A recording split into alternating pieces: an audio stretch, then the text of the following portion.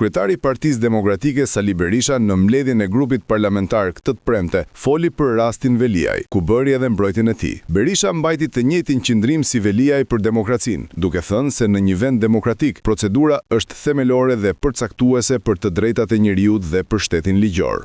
Kaq vite më parë, në X qytet të Kolumbisë, Farku rrëmbeu kryetarin e bashkisë.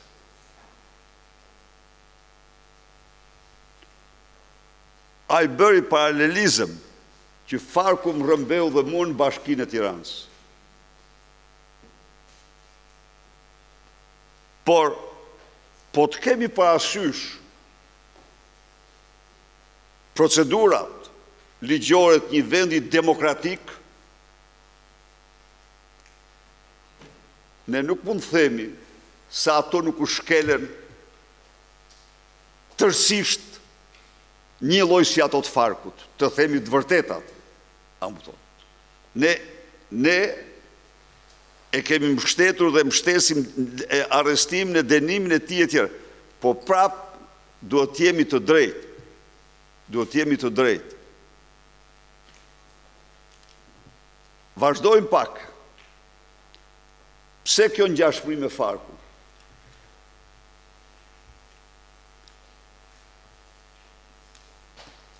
Gjykatës i thot, fakti që më jam këtu dhe më thirrt është shembull i ligjit.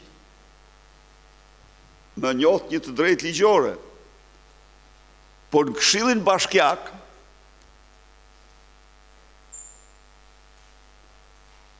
bën 9 vendime brenda ditës. U bën 9 vendime brenda ditës. Imagjinoni, se si të lanin duart me mua dhe ju lumt këshilltarëve tanë që ndonë se kishin një armik përballë, por në çdo rast të drejtat e njeriut janë më thelbësore. Kërkuan me insistim që ai të ndigjohet në sallën e Këshillit. Kërkuan kërkesë të veçantë që ai të sillej të ndigjohej. Jo, tha. Nuk munda. Një lloj pse i solla këto dy shembuj.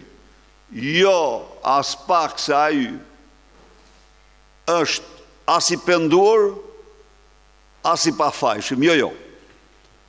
Por prap, në një vend demokratik, procedura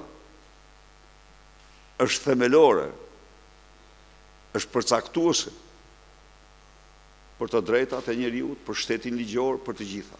Berisha shtoi se Rama nuk e lejon opozitën që të bëjë transparencë për shkeljet e 11 majit. Kreu i Partisë Demokratike theksoi se ka kërkuar komision hetimor për zgjedhjet e 11 majit, pasi sipas tij ka mbi 2000 dokumenta për shkeljet e bëra.